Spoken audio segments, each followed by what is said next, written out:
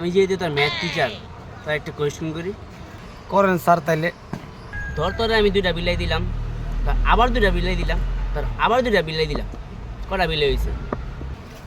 7টা। এই বেটা 7টাই কেমনে? তোমার চামড়া উড়াইলাম একবারে। আবার কই, আবার হিসাব কর।